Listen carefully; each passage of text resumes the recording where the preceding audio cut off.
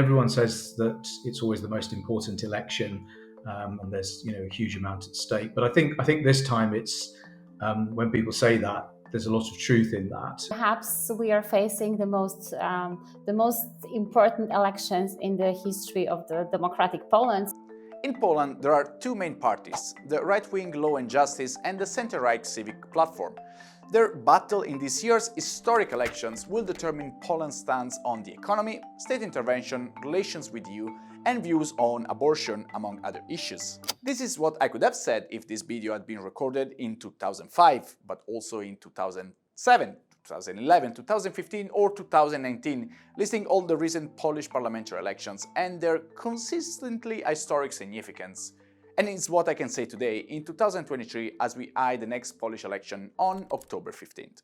In this video, we'll go through everything you need to know about these probably real historic elections and the possible scenarios that might unfold in the aftermath of the vote.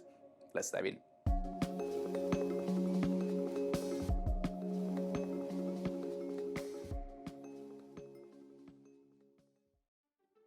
Poland is the fifth largest EU country and ranks sixth in terms of GDP size, but is also one of the fastest growing economies in the Union. Despite often being identified as a semi-presidential republic with a direct election of the president, Poland is a parliamentary republic. Thus, the election on the next 15th of October will determine the composition of the Polish parliament, the Sejm and the Senate, and consequently the formation of the next government.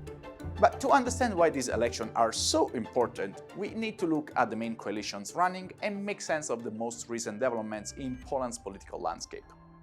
The first coalition we'll go through is the one that currently represents the government and the president, the United Right, led by the right-wing party Law and Justice. Andrzej Duda is the president and Maciej Morawiecki is the prime minister. Law and Justice is seeking a new victory after succeeding in both 2015 and 2019's election and implementing a national conservative agenda. Because of this agenda, Law and Justice governments found themselves at odds with the EU on multiple occasions. Since its coming into power in 2015, it has started to implement judicial reforms that were found to be violating EU law. At the same time, a near-total ban on abortion passed in 2020, and increasing anti-immigration stances strained relations even further. But the last 8 years also saw sustained economic growth, and Poland found itself to be in a pivotal position in the EU and NATO after the Russian invasion of Ukraine, welcoming millions of Ukrainians and asserting a moral high ground for having tried to warn allies about the threat represented from Russia. These developments span beyond just the Law and Justice government, with economic growth dating back to Poland's democratic transition and broad political criticism of Russia. However, the current government has played an instrumental role in shaping these events and trends. The leading opposition to the United Right coalition is the Civic coalition. Spearheaded by Civic Platform and notable figure Donald Tusk, is a familiar face in both Polish and European politics. Tusk served as Poland's prime minister from 2007 to 2014 and held significant EU roles thereafter, including president of the European Council and head of the PP party. The Civic Platform stands as a pro-European, center-right liberal party, presenting a clear contrast to Law and Justice, with aims to foster better EU ties and champion progressive, secular Polish policies. Considering the current polls, both United Right and the Civic Coalition, which are separated by just a handful of points in favor of the former, are far from securing a majority in the Sejm. In this case, the role of smaller parties and coalitions could be decisive. Particularly Confederation, a far-right party with radical positions, the Left and the Third Way bloc, consisting of centrist Poland 2050 and Polish People's Party, could all play a role in forming a majority after the elections. Now, the electoral campaign. Since 2020, the government's support from the population has steadily decreased due to the consequences of the pandemic and the inflation. But also heavy fire with European institutions mentioned before and the ban of abortion negatively influenced the opinions of the Polish. The government's approval ratings, although they've actually gone up a little bit in the last month, which means that trend could be changing, but basically for really since the end of 2020 have been highly negative. Okay, I mean, basically, a lot more people disapprove of the government than approve of the government. And a whole series of things have contributed to this. The government was felt not to have handled the second kind of autumn wave of the coronavirus pandemic not very well. There was the ruling by the Constitutional Tribunal on abortion, which came around about that time, which was really unpopular. Fall in standards of living as a result of the rise in inflation, and then the deflation that the government had to do to bring inflation under control, which has led to a decline in the Polish economy. All these things have basically created a lot of economic insecurity. It's going to be difficult for Law and Justice to win an election while with those kind of disapproval ratings. And that's really what the opposition's banking on. With just few points of an advantage on the Civic Platform in most polls, the government decided to plan a 4 questions referendum on the same day of the elections to try to mobilize its voters. The questions touch on topics such as privatization of state-owned enterprises, age of retirement, but especially on immigration. Law and Justice has taken a tough stance on immigration since coming to power in 2015, opposing the EU's idea of creating a mechanism to redistribute immigrants between EU countries to share the burden. The question on the table is whether citizens are prepared to accept such a burden. The government has targeted this referendum against Donald Tusk, claiming that the Civic Platform would not protect the country from mass migration and is using the issue to mobilize its base.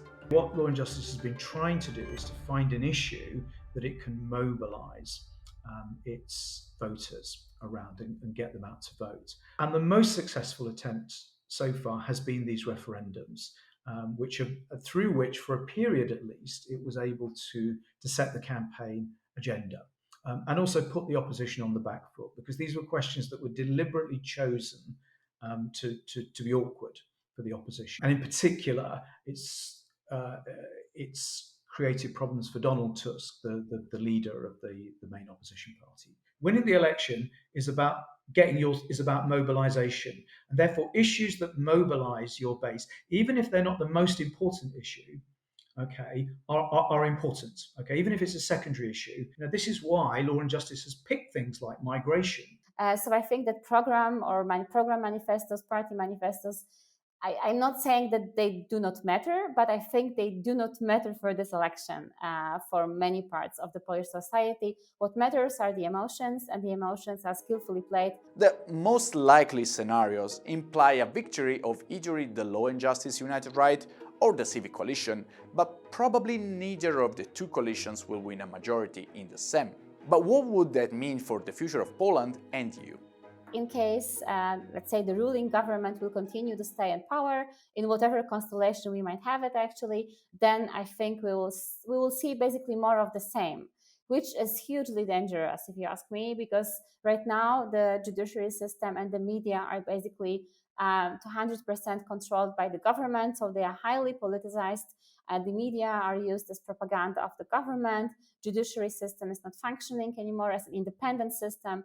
It's totally dependent from the government, and I think peace will continue to go this line. So, of course, there is this problem of the Imperial Commission and the funds that were taken from Poland or will not be given to Poland if Poland would not solve this conflict over the rule of law. But I don't think this will be something that peace actually will do. So I think the conflict will be continued, and probably we will see an escalation.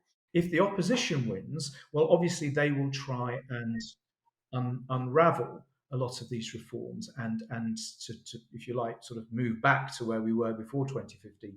The problem that the opposition has is that even if they win the election, even if they get a majority in parliament, they will face a president who is a supporter of the Law and Justice Party, of the current governing party, and who has the power to veto their legislation.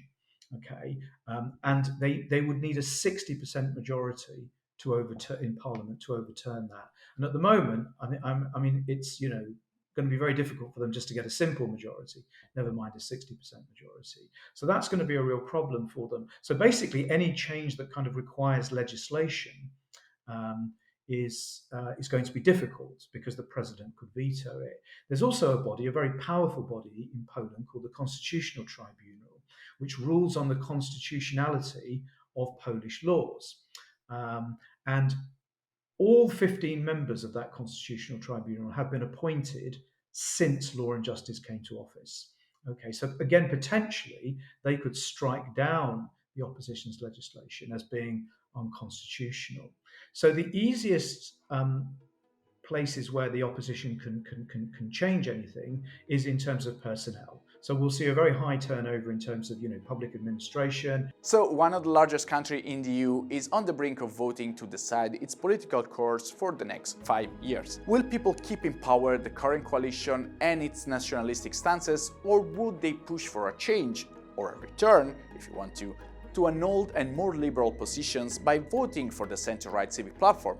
Or will they opt for something else? Whatever the outcome, these historic elections will influence the future direction of the EU and the part that Poland will play in it. Stay tuned for ongoing developments, and for more details, visit euractiv.com.